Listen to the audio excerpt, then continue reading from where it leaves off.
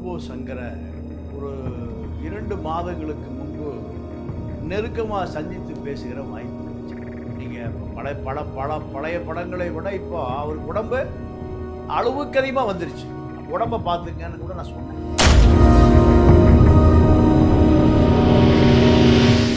அப்போ அவரை மது குடிக்கிறாங்க, லிவர் போயிருச்சு, கிட்னி போயிருச்சு. சினிமா துறையில் இருக்கக்கூடிய பழக்கம்தான். நான் நேராக பார்த்த விஷயங்களை பல விஷயங்களை பழனியில் நான் நேராக பார்த்த ஒரு விஷயம், இந்த அவருடைய மரணத்திற்கு காரணம் திரைப்பட சின்னத்திரை முதலாளிகள் தான் காரணம்.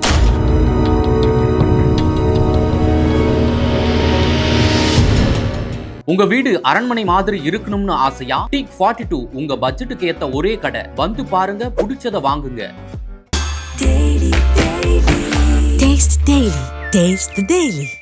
இறந்த பிறகு சொல்றாங்க இந்த ரோபோ வேஷம் போடுவதற்காக, அது ஏன்னா ரோபோ மாதிரியே இருக்கணும், அந்த இயந்திர மாதிரியே இருக்கணும்னா அந்த உடல் முழுக்க அந்த இயந்திர கலவையை, இந்த ரசாயன கலவையை பூசியதனுடைய விளைவுதான்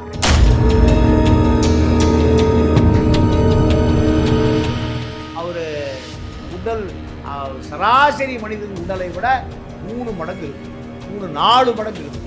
நாம் 75 கிலோ இருக்க, நீங்கள் ஒரு 75 கிலோ இருக்கீங்கன்னா அவருடைய உடல் 200 கிலோ குறைந்து வச்சிருக்கு.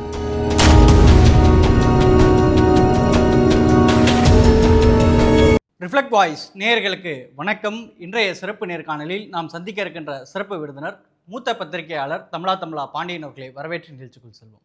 ஐயா வணக்கம். வணக்கம். ரோபோ சங்கர் அப்படின்னு சொல்லக்கூடிய ஒரு சிரிப்பு நடிகர், ஏற்கனவே விஜய் டிவிலேருந்து கலக்கப்போவது யார், இப்படி வந்து தமிழ்நாடு முழுக்க ஒரு பிரபலமான ஒரு நபர். நேற்று இரவு அவர் வந்து தீவிர சிகிச்சையில் இருக்கிறார் அப்படின்னு செய்திகள்லாம் வந்துச்சு. அப்புறம் மரணம் அடைந்ததாக செய்திகள்லாம் வந்திருக்குது. ஒரு பெரிய அளவிலான ஒரு அனுதாபால தமிழ்நாடு முழுக்க வரதை பார்க்க முடியுது. அவர் இறப்புக்கு பல்வேறு காரணங்கள் சொல்கிறாங்க. அவர் இறப்பை பற்றி உங்களுடைய பார்வை என்னங்க? நான் அந்த ரோபோ சங்கரை ஒரு 2 மாதங்களுக்கு முன்பு நெருக்கமாக சந்தித்து பேசுகிற வாய்ப்பு கிடைச்சது. ஒரு இணையதளத்தினுடைய 1வது ஆண்டு விழா வேலூரில், ஒரு நம்ம முக்தாருடைய விழா, அதில் தான் எனக்கு பக்கத்தில் உட்கார்ந்துருந்தார். அப்போ தான் நான் ரோபோ சங்கரை நெருங்கி ஒரு அரை மணி நேரம் பார்க்குற வாய்ப்பு கிடைச்சிது.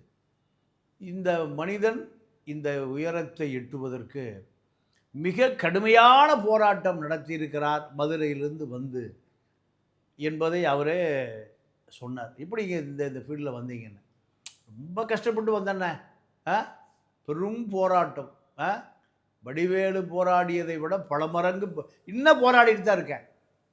இப்போ முதலமைச்சர் கலந்து கொண்ட இந்த இளையராஜா விழாவில் முதலமைச்சரை போய் காலை தொட்டு கும்பிடுக்கிறார், பக்கத்தில் ரஜினியை போய் தொட்டு கும்பிடுறாரு, இந்த பக்கம் கமலஹாசன்கிட்ட போய் காலை தொட்டு கும்பிடு, இதெல்லாம் பார்த்தோம். அப்போ ஒரு அடக்கமான அமைதியான நபர், முரட்டு உருவம். நீங்கள் இப்போ பழைய படங்களை விட இப்போ அவருக்கு உடம்பு அளவுக்கு அதிகமாக வந்துருச்சு. அப்போ உடம்பை பார்த்துங்கன்னு கூட நான் சொன்னேன். அந்த முக்தார் விழாவில் மேடையில் 2 பேரும் உட்காந்து பேசுவார். அப்போ இல்லைன்னா ஏதோ ஒரு மாதிரி போயிட்டுருக்கு. ஆனால் அவருடைய உடல் என்பது ஏதோ ஒரு வகையில் அவருக்கு ஒத்துழைப்பதில்லை. அவருடைய சுகாதாரத்தை மீறி உடல் மிகப்பெரிய பருமனாக இருந்தது. நான் அதை அப்போ சீரியஸாக எடுக்கலை. அவர் உடம்பை பாருங்கள். அப்போது இப்போ இறந்த பிறகு பல பேர் சொல்கிறாங்க இந்த ரோபோ வேஷம் போடுவதற்காக அந்த சில்வர் கோட்டிங், அந்த ஒரு ரசாயன கலவை உடம்பு முழுக்க பூசுவாராம். அது நீங்கள் மிக எளிதாக இரத்தத்தில் கலக்கக்கூடிய ஒரு காரிய அமிலம் கலந்த ரசாயனம்னு சொல்கிறாங்க. உதாரணத்துக்கு நீங்கள் தமிழர்களை பொறுத்த வரைக்கும் இந்த தமிழர்களுடைய மரபுன்னு இருக்குல்ல, இது பல லட்சம் ஆண்டுகளுக்கு முன்பு உருவான மரபணு. நான் நேராக பார்த்த விஷயங்களை பல விஷயங்களை அதை சொல்கிறேன். பழனியில் நான் நேராக பார்த்த ஒரு விஷயம், சாக்கடை சாமியார் ஒரு சாமியார் இருந்தார். சாக்கடைக்கு தான் குடிச்சு உயிர் வாழ்ந்தார். நான் கண்ணால் பார்த்துருக்கேன். சாக்கடையில் கரையோடு தண்ணி வரும், அள்ளி அள்ளி குடிப்பார்.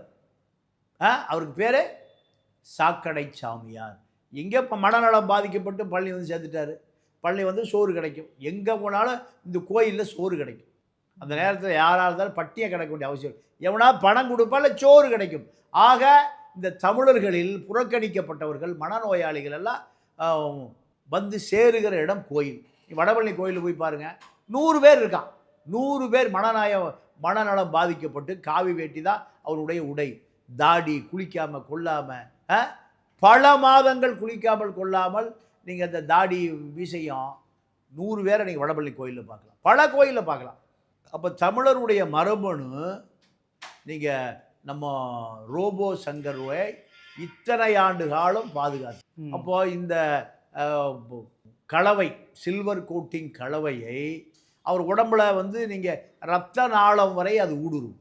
அப்போ இது என்ன நடக்கும்னா, ஏன்னா வியர்வை துளிகள் பூரா அடைபடும்.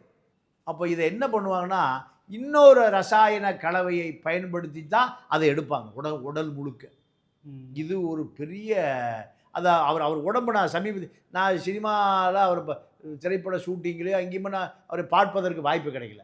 அந்த முக்தா நிகழ்ச்சியில் அரை மணி நேரம் பக்கத்தில் உட்கார்ந்தவருக்கு அவர் பார்க்குற பொழுது அவர் உடல் சராசரி மனிதன் உடலை விட 3 மடங்கு இருக்குது, 3-4 மடங்கு இருக்குது. இப்போ நாம் 75 கிலோ இருக்க, நீங்கள் ஒரு 75 கிலோ இருக்கீங்கன்னா அவருடைய உடல் 200 கிலோ குறைந்து வச்சிருக்கு. இது எப்படி சாத்தியம்? நீங்கள் உடல் என்பது எலும்பு தான் வெயிட்டு, சத எடை அல்ல. அப்போது அவரை மது குடிக்கிறாங்க, லிவர் போயிடுச்சு, கிட்னி போயிடுச்சு. இது சினிமா துறையில் இருக்கக்கூடிய பழக்கம்தான். சினிமா துறையில் மதுவும் மாதுவும் இல்லாமல் சினிமா துறையே இல்லை. பல பெரிய நடிகர்களே இதுதான் பலவீனங்கள். ஆனால் ரோபோ சங்கருக்கு இதை தாண்டி அவருடைய உடலில் ரசாயன கலவைகளை கடந்த காலத்தில், ஏன்னா அவர் சினிமாவுக்கு முன்னுக்கு வருவதற்கு எதையுமே அவரால் தடுக்க முடியாது. எந்த ரசாயன கலவை உடம்புல பூசினாலும் சரி, மூஞ்சியில் பூசினாலும் சரி, அது ஏன்னா ரோபோ மாதிரியே இருக்கணும், அந்த இயந்திர மாதிரியே இருக்கணும்னா அது உடல் முழுக்க அந்த இயந்திர கலவையை, இந்த ரசாயன கலவையை பூசியதனுடைய விளைவு தான் இரத்த நாளங்களெல்லாம் கெட்டு போய் அவருடைய சிறுநீரகங்கள் செயலிழந்து, அவருடைய கல்லீரல் செயலிழந்து, கணையம் செயலிழந்து தான் மரணம் ஏற்பட்டிருக்கு.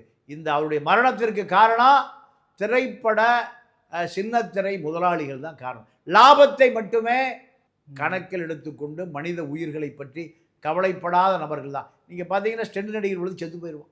ஸ்டெண்ட் நடிகரே ஆபத்தான இடங்களில் நடிக்கிற பொழுது பல உயிர் போயிடுது. இதுக்கு அந்த திரைப்பட நீங்கள் கிராண்ட் விழுந்து சங்கர் படத்தில் செத்து போயிட்டான். யார்? சண்டைப்பட நிபுணர்கள் செத்து போயிடுறார், சண்டை காட்சி நிபுணர்கள். இப்படியெல்லாம் நடக்குது. இதெல்லாம் இனிமேல் ரோபோ சங்கர் மரணத்தோடு முற்றுப்புள்ளி வைக்க வேண்டும் என்பதுதான் சினிமாவை நேசிக்கிற, சினிமா துறையை பார்க்கிற உட்போக்காளர்களுடைய கருத்து. அதாங்க. அப்போது இதில் வந்து அவர் ஏற்கனவே வந்து ரொம்ப மெலிஞ்சிருந்தார். குடிதான் அவர் முக்கியமான காரணம் அப்படின்னு சொல்கிறாங்க. அதுக்கு பிறகு அவர் வந்து சரியாக உடல்நிலையை சரியாக பாதுகாக்கலை அப்படின்னு ஒரு பார்வை வைக்கிறாங்கல்ல. இல்லைங்க, அதான் முதல்ல சினிமா துறைக்கு சாயங்காலம் ஆனால் முத்துக்குமார் குடியில் தான் இருந்தார். ஆமாம், மஞ்சக்காமாலை குடிதான், வேற ஒன்றும் இல்லை. சினிமாக்கார ஒரு ஃபுல் பாட்டில் வச்சிருவான், நல்லா ஈசிஆரில் ஒரு காட்டேஜ் போட்டு ஒரு ஃபுல் பாட்டில் வச்சிருவான். பெண் விரும்பினால் பெண்களும் மிக எளிதாக கிடைக்கும் சினிமா துறை. இது ஒரு சாதாரண விஷயம். அப்போ இவர்களுக்கு மது மாது போதை இன்னும் வேணும்னா கொகைன் கிடைக்கும். ராஜ போதை ஏற்றிக்கலாம். கண்ணதாசனை பொறுத்த வரைக்கும் அல்லாஹ் எத்தனை போதை இருக்கோ அத்தனை போதைக்கு அவர் அடிமை.